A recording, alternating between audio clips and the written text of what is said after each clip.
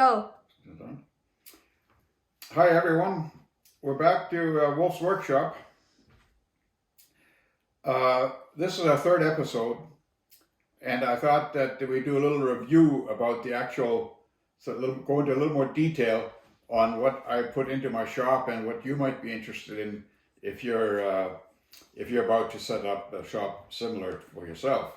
A short note about the previous two episodes. We're very pleased with the response we've had, and what would help if you continue to notify your like and dislike, give us a thumbs up if you like it, and also if you push the, what is it, Ewan? Subscribe button. Subscribe button, right. So with that, we'll go downstairs and take a look at the shop. Hi, we're downstairs now in the shop. And as I said, I'm going to go over a little bit some of the details that you should consider when you're setting up your own shop.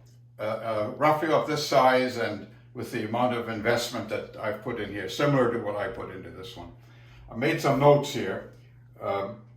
First thing you've got to do is you partition off an area in your basement or wherever you want to place your shop. You should have it 4 walls to separate it from anything else in the house.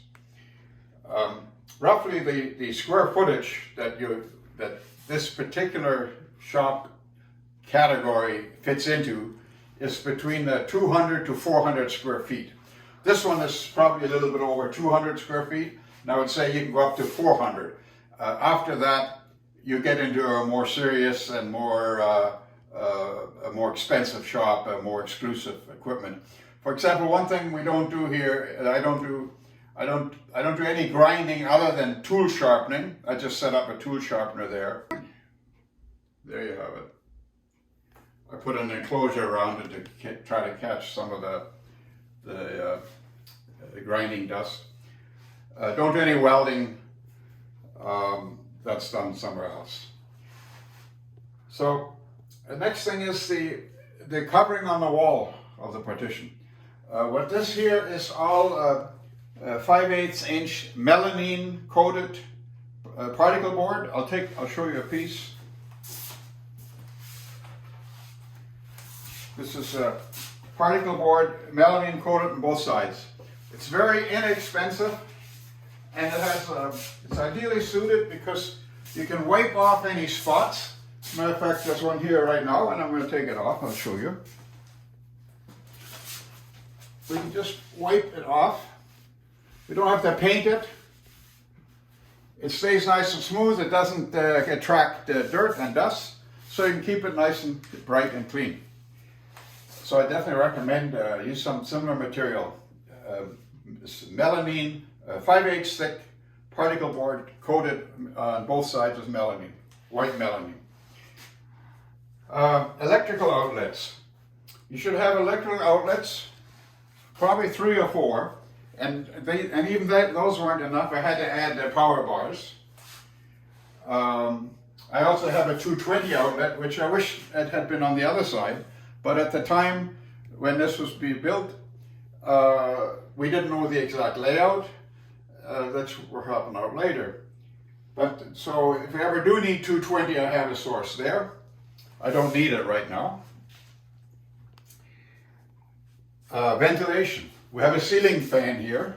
So there's some cutting fluids, W40, that all have a bit of an odor and smell to them.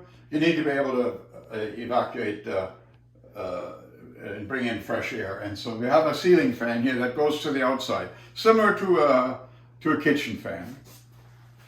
And I have a separate switch for it. Then the layout for your shop. That's always a big debatable issue. You really start with your largest and relatively immobile furnishings or machinery. In this case, it was this desk here. It's you don't want to move that around. It was built to go against the wall like this, and actually this is quite a suitable spot here right next to the door.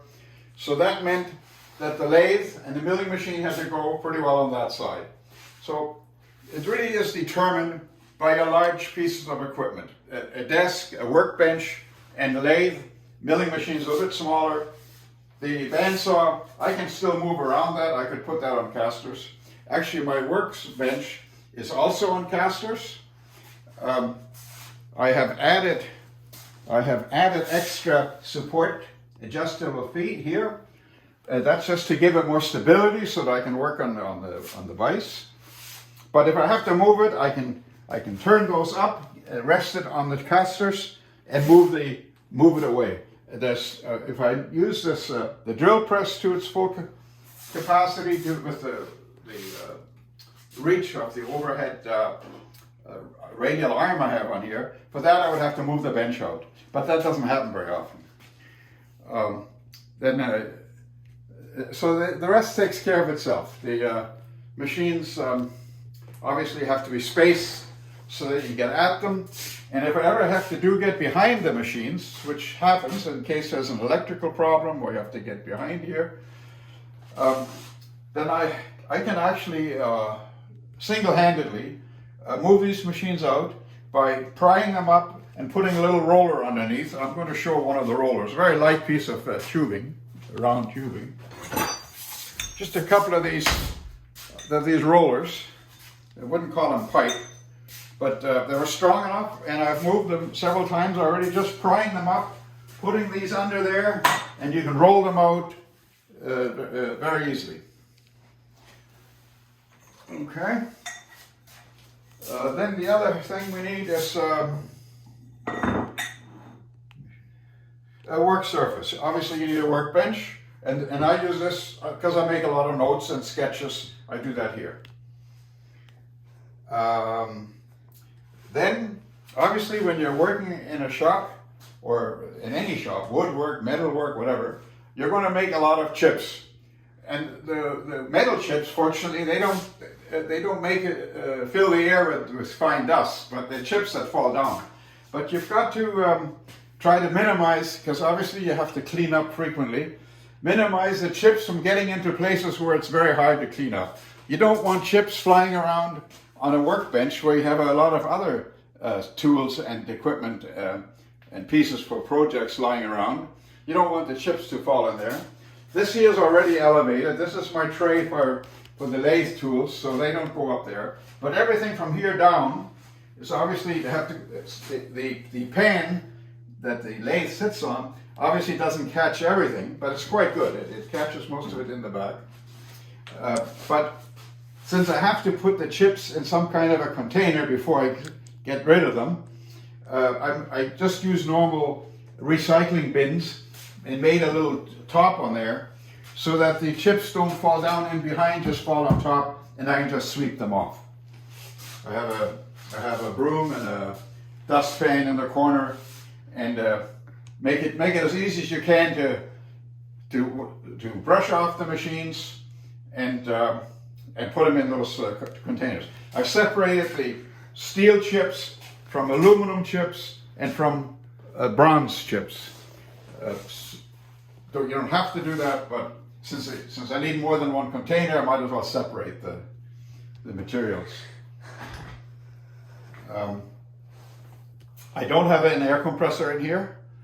All I use is, if I do need a little bit of air, I have this tube of air duster, which is being widely used now. Comes from the electronics industry, and you just, can you hear that? Very handy, doesn't take any room, no hoses, no heavy equipment. So just a can of air duster. It lasts a long time too. Because you do have to blow out chips sometimes, depending what parts you're making. But definitely you have to pay some attention to make it easier to clean up. I still got more things to do, but that's a start. We want to keep it clean. Lighting. You need a light over every work area. Right now we've turned them all on. You don't always have to have them on. This one here serves both the lathe and the milling machine. If I have to work over here, I can get at it quite well. So that's a very important thing, that you have proper lighting and flexible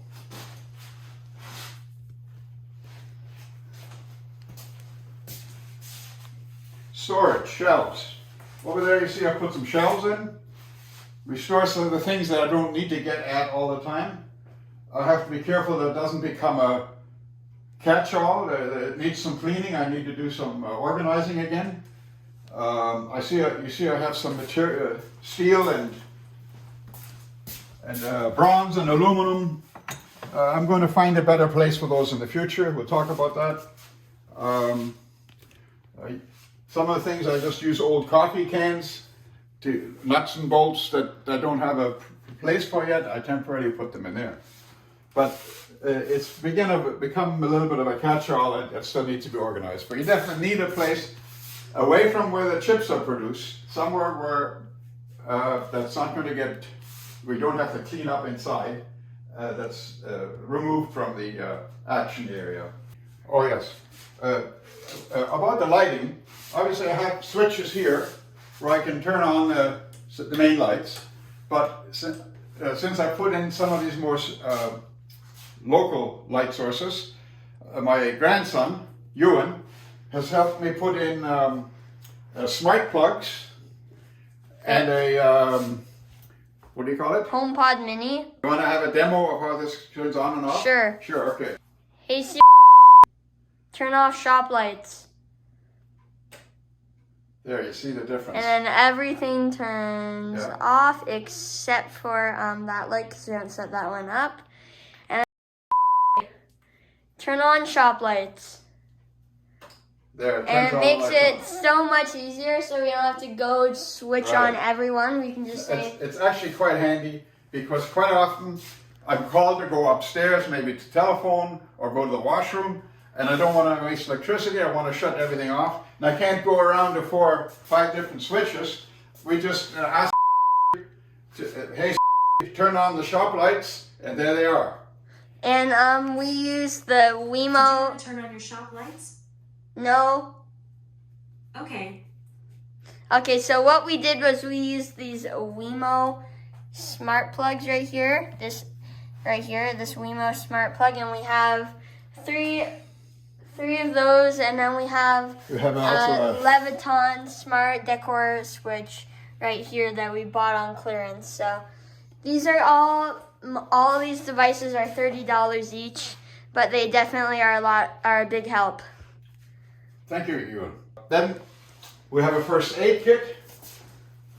You do need ready access to Band-Aids, because it does happen.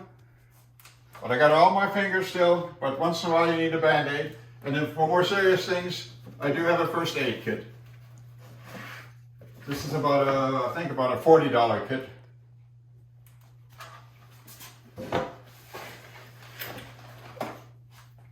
And that's about it for what you, going into some of the detail for how to go about setting up a shop.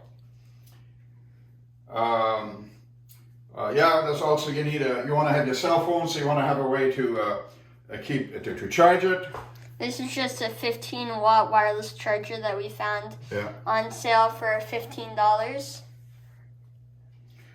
Okay, so let's talk about a project, just a simple little thing that I started with when I set this up. You see here, can you see this, Ewan? Mm-hmm. This is what I call a multi-purpose paperweight. It's just a piece of steel that I machined, both milling and lathe work. This was a steel block. We bored this out, this large hole we did on the lathe. And then we did some threading. We made a threaded brass piece.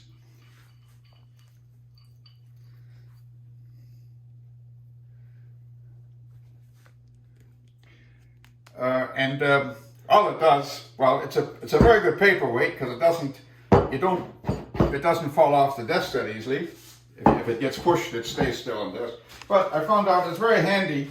If I have some paper notes here, some bills, and that I still want to enter into a filing system. Or even your iPhone. Pardon? You can even do it with your iPhone. You don't put an iPhone in No, you there. can do it with it. You've used it for an iPhone. Yeah, you can also rest your iPhone in there, that's true. But the paperwork goes in there nicely, doesn't fly around, and I can I can even tighten it up a little bit so that it doesn't get lost until I get to it. These are little notes that I need to get at later. Here's a note from my wife in there that I have to go see the hearing aid clinic this afternoon. So that's in there and it comes out when I'm done with it. So that's not going to go flying off anywhere. If you want to, you can hold that quite tightly so that they don't fly out. You can actually hold it, and it won't. It's heavy. It won't fall over and so on. So this was a little project that required milling and lathe work, threading, boring. So it covered quite a number of operations. If there's interest, I can go into more detail about these. Well, we'll do some other. We'll do some threading and milling work in future episodes. So that was one of the projects. Another one was just making a square block on the milling machine. I was actually surprised how closely I got this to within a plus or minus 2,000 tolerance. We can talk about that in the future. About vices, how to get things square, how to measure things. But that will be it for this episode. So the future episodes will go into more detail about projects. And I will talk about overall projects, making complete, solving some complete problems. So I hope you enjoyed this and find it useful. Don't forget to give us a thumbs up and push the like button. No. Put the subscribe button. And I look forward to more episodes. Bye.